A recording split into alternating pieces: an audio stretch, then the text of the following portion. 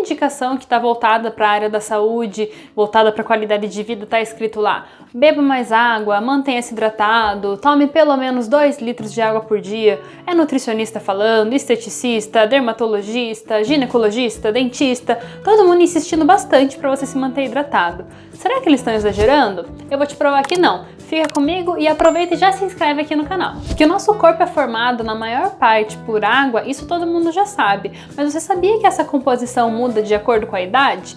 Adultos possuem em média 60% de água, enquanto que idosos essa quantidade pode reduzir até 45%, o que pode ser muito mais grave no caso de desidratação. As recomendações, às vezes, elas podem parecer um pouco confusas, porque elas têm que levar em consideração a condição climática, o sexo, se é homem ou se é mulher, a idade da pessoa, e tem aquelas orientações bem clássicas de tome 2 litros de água por dia, sem fazer nenhuma diferença. Existem outras que mostram que mulheres precisam de uma quantidade menor que homens, mas mesmo assim ficaria em torno de 2 litros e 700 para mulheres e 3 litros e 700 para homens, mas o complicado disso é que ele não leva em consideração a sua composição corporal. Isso é bem importante para a gente ter uma orientação um pouco mais precisa e um pouco mais definida de quanto que você realmente precisa de água por dia. Para isso, dá para você fazer uma continha bem simples, que você pega o seu peso e multiplica por 35. Esse valor vai dar o resultado de quantos ml por dia você precisa. Vamos pensar num exemplo. Você tem 70 quilos, você pega os seus 70 quilos, multiplica por 35, isso vai dar 2.450. Esse valor é a quantidade de ml que você precisa. Essa continha bem simples ajuda a gente a determinar valores diferentes e mais personalizados para pessoas com composições diferentes. Uma pessoa de 60 quilos precisa de menos líquido que uma pessoa de 80, por exemplo. Esse cálculo ele precisa de um ajuste no caso de uma gestante, que a gente precisa aumentar essa quantidade em pelo menos cerca de 300 ml por dia, e para mulheres que estão em processo de amamentação, porque a amamentação demanda uma produção muito maior de leite, então demanda muito mais líquido, a gente precisa aumentar de 700 até 1,1 litro, além desse cálculo que a gente fez. Parece bastante, né? Mas para chegar nesse valor é considerado todas as perdas de líquidos que a gente tem ao longo do dia e que precisam ser repostos. Se você acha que a gente perde líquidos apenas pela transpiração, você está muito enganado. Pela respiração, a gente perde de 250 a 350 ml.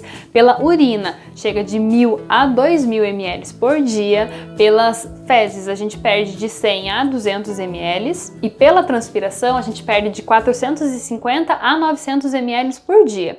Esse cálculo da transpiração é levado em consideração uma perda de calor que a gente chama de insensível. É aquela perda de calor que a gente perde para o ambiente, porque a nossa regulação de temperatura ela é feita constantemente, e essa perda de calor não é aquele suor que escorre, que a gente consegue visualizar e que a gente consegue perceber. Essa perda, muitas vezes, ela é muito mais intensa do que a perda de suor, como a gente já está acostumado a visualizar e perceber. Essa soma toda vai ficar na média de 1.800 a 3.450 ml, que é a perda de líquidos que a gente tem ao longo de um dia. Daí você pode me dizer: mas Nutri, eu tomo um copo de água todos os dias há anos e eu tô viva até agora, é mentira isso aí. Deixa eu te explicar como que isso acontece. Pessoas que não têm o hábito de consumir líquidos em quantidade suficiente ativam muito mais no nosso corpo alguns mecanismos que regulam esses volumes.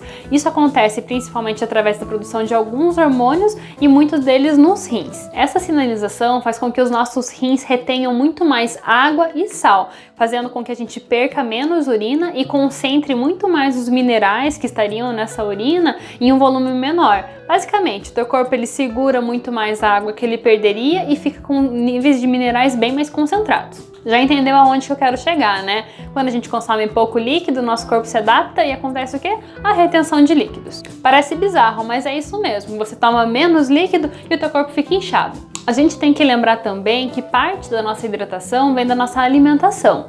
Frutas, vegetais e sopas possuem em média 80% ou até mais de água na composição. Se a gente for pensar nos alimentos fontes de cereais, essa quantidade chega em média 30%. As refeições quentes podem variar de 40% a 70% de líquidos. E bebidas como café, chá, iogurte, sucos e leites, eles possuem mais de 90% de composição à base de água. Quando você não consome a quantidade de líquidos que você precisa ao longo do dia, a tendência é que o teu corpo ele aprenda a se agarrar na quantidade de líquidos que tem na alimentação.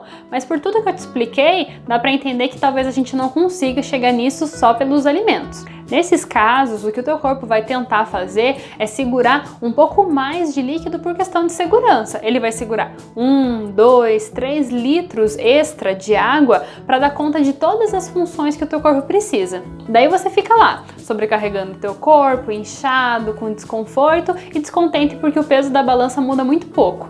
Mais um detalhe que pode te chamar a atenção: desidratação, mesmo que de leve a moderada, já é o suficiente para você ter um quadro maior de cansaço, dificuldade de concentração, alteração de humor, problemas de memória e também até alguns sinais de ansiedade e de depressão.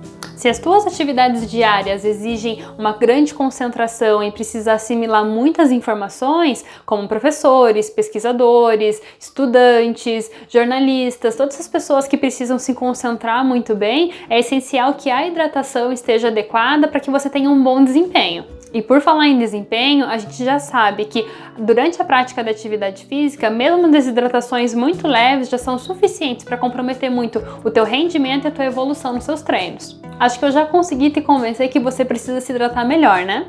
Uma maneira simples de você avaliar se teu consumo de água tá bom é a cor da tua urina. Quanto mais clarinha, mais próximo do ideal você vai estar. Você pode avaliar também se você está indo menos vezes por dia no banheiro, porque isso é um sinal de que a pessoa está se hidratando muito pouco, e também todos esses sinais de desidratação que eu comentei no vídeo. Se todo o volume estabelecido por aquela continha de 35 vezes o teu peso estiver muito distante da tua realidade atual, estabeleça pequenas metas e distribua isso ao longo do dia, determinando horários e volumes.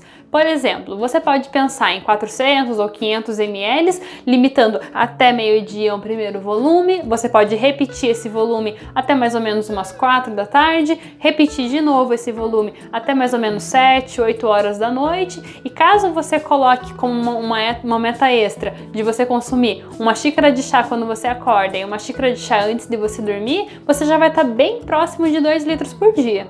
Pode não ser toda a quantidade que você precisa, mas com certeza é muito mais próximo do que você estava antes. Um detalhe importante é que quanto mais água a gente toma, mais sensação de sede a gente tem. E o inverso ele acontece também. Se você não está acostumado a tomar água, é bem possível que você não tome porque você esquece, você nem presta atenção aos sinais de sede. Então no começo você vai ter que forçar um pouco, você vai ter que mostrar para o teu corpo que ele pode se hidratar, que ele pode mandar esse sinal, e você vai ter que dar uma forçadinha, vai ter que tomar meio sem vontade. Em algumas semanas, em alguns dias mesmo, você já vai começar a perceber que o teu corpo vai pedir muito mais líquido. Isso vai acontecer gradualmente, mas você precisa começar. Mude aos poucos e perceba como que fica a tua disposição com as tuas atividades mais básicas ao longo do dia. Perceba também como que fica o teu trânsito intestinal, o teu sistema imunológico, principalmente quando a gente fala de sistema respiratório. Perceba também como que fica o aspecto da tua pele e também a tua concentração ao longo do dia. Tenho certeza que todo esse esforço vai valer muito a pena.